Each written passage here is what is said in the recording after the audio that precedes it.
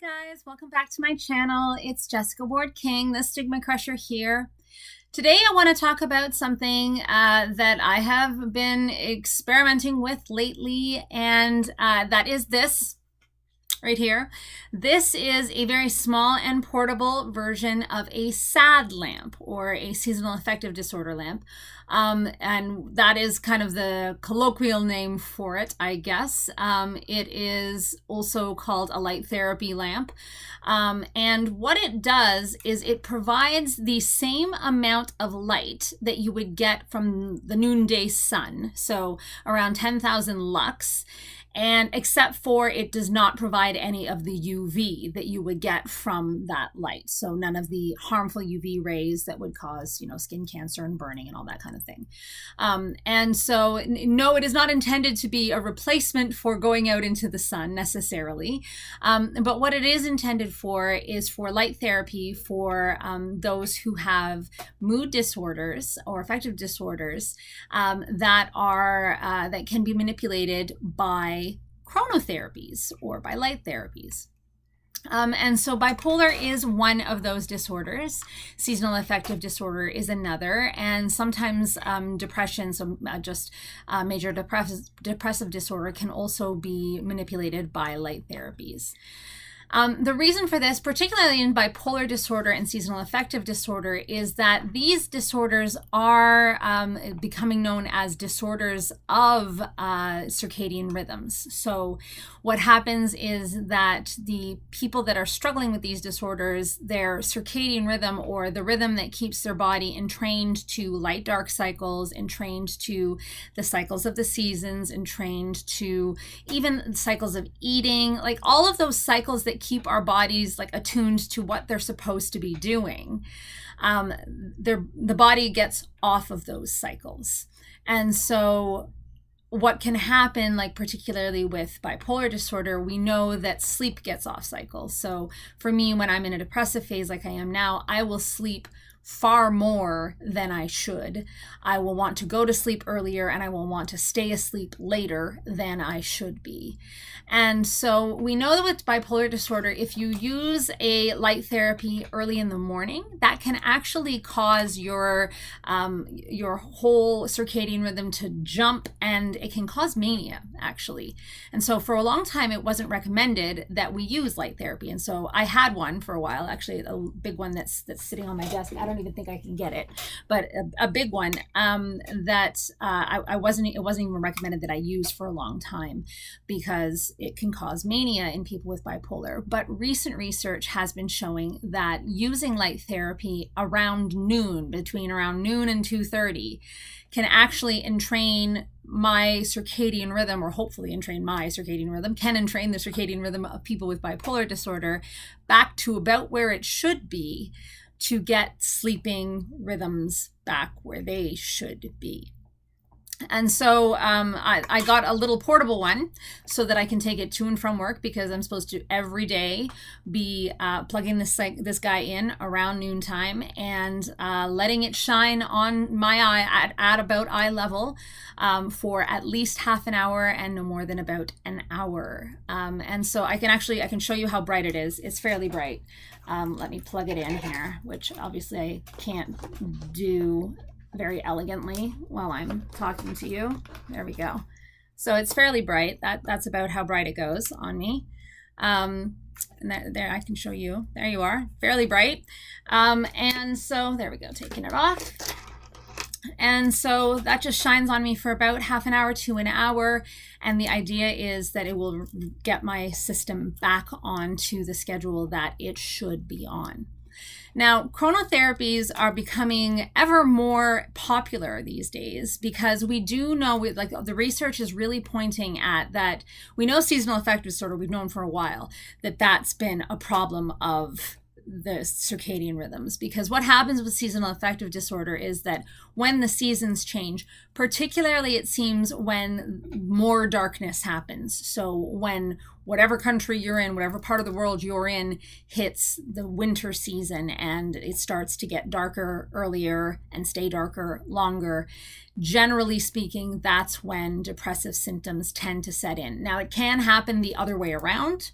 Some people get seasonal affective disorder in the summer. We're not quite sure why that all happens and exactly why, but we do know that what happens is that people's circadian rhythms get set off. They're not where they're supposed to be. They're not where they're generally at when the person is healthy, and that person gets affective symptoms, and that using the lamp can help those people. Now, it's being shown ever more that bipolar disorder is also a disorder that is caused by changes to the circadian rhythm. So, for example, you'll remember that when I went to South Africa back at Christmas time, and I traveled east to get to South Africa, and I traveled several time zones east, and got there, several time zones away from what I was supposed to be, and gained a lot of sunlight. So I kind of left in the daytime, got there in the daytime, and went very manic very quickly.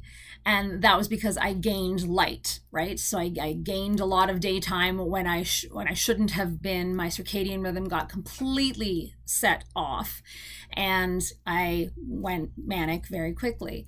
And that's a thing that's known to happen now with people with bipolar disorder. Traveling east seems to set off mania in people with bipolar disorder, whereas traveling west, particularly like long journeys west, is more likely to set off depressive symptoms in people with bipolar disorder. And that's thought to be due to the circadian rhythm being disrupted. We also know that therapies like, for example, blue blocking glasses, or therapy, so things that will, keep you from having light hit the back of your eyes during the nighttime, can help with bipolar disorder. Or things like eating therapies, like making sure that you're intermittent fasting so that you're not eating in the middle of the night. Because I know one thing that I do with my bipolar is that I will be up in the middle of the night, and I'll be like, cereal. Oh, let's have some toast. Oh, let's have leftovers. Let's order some Chinese, because I'm, manic and I'm up in the middle of the night. And so making sure that you're not doing those things and that you're eating on a regular schedule can help with bipolar therapy.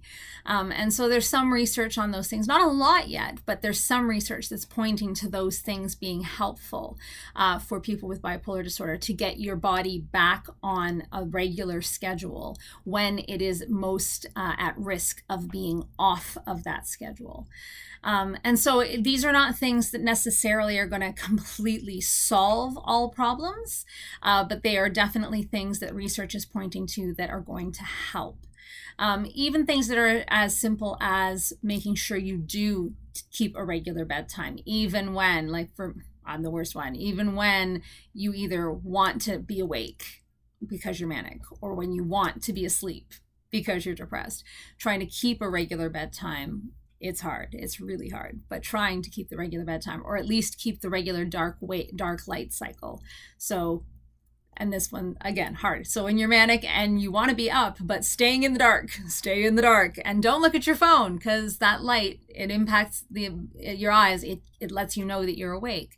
So staying in the dark and trying to let your body know that you are still in the dark. You are still, your circadian rhythm is still doing what it's supposed to be doing.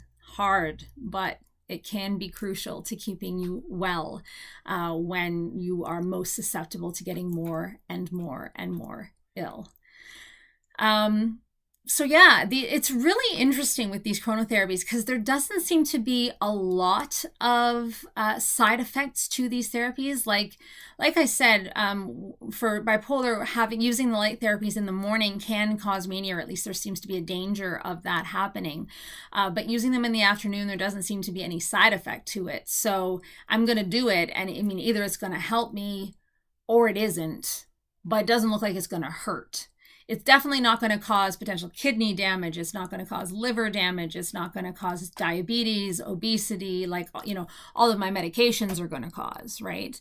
And so it's a bit of a pain in the nut. I have to be somewhere where this thing can plug in every day around noon. And just this past weekend, I was on vacation, and I was not where this could plug in every day at noon. And so I was like, okay, well, I had started doing this last week, and then I had 5 days where I was not doing this. And I'm like, that's not healthy. That's not good for me. But what am I going to do? And next weekend I'm going camping. this is going to be a tough sell. I think I'm going to try, though, bringing a power bank and try to do this every day at noon with my power bank, because if it were a medication, I would be like, no, this is a non-negotiable. I have to take it every day regardless. And I have done with medications for years, even if they're going to make me fall asleep and I'm going to miss out on stuff, I've had to take them every day because they're my medication and that's what's going to make me better. And so, if this is something that's going to make me better, it's something I have to do every day. And so it's something I need to stick to, even if it's a bit of a pain in the nut. And so, these are things that we've got to adjust to if we're going to. Jessica says the word we when Jessica's really telling herself. This is something I have to adjust to if I'm going to commit to it and really give it a good, fair try. It's the same with this diet that you've heard far too much about already, but again, that I'm committed to and going to give a good, fair try, even though it is also a pain in the nut. Got to do it, going to give it a good, fair try, and going to see where we go with it. So that's my chronotherapy story. Are any of you using SAD lamps? Is anybody out there using these light therapy boxes? If you are, let me know. If you aren't but are interested, but don't know where to start, I can tell you, like, Amazon has a billion of them. I actually got mine, this little portable one that I can take to and from work and plug into a computer or into a power bank or into like anything that you can plug in a USB into. I got that off of Walmart online. You can get them anywhere. You can get them all kinds of places. You can get them at what's that other one? It's not Fairweather. What's it called? Anyways, you can get them at all kinds of places. They are not hard to source. They are not expensive. This one was less than $50, much less. So if you're interested, definitely look into it. It shouldn't be harmful, but it's definitely the kind of thing as well. Like I said, none of these treatments are completely without effect. If they have an effect, they could have a side effect. So talk to your doctor before you start any new treatment, even a light treatment. It's definitely worth just running it past your doctor to make sure that they don't have any advice for you first. Definitely like to talk to them about when to use it, how long to use it for, whether you should start slowly and taper up or start right away, right up at the dose. That's again up to you. You might find that you enjoy using it while you read your paper in the morning. You might find there's a lot of different ways that you can kind of fit it into your schedule, into your life. But definitely do chat with your doctor before you start.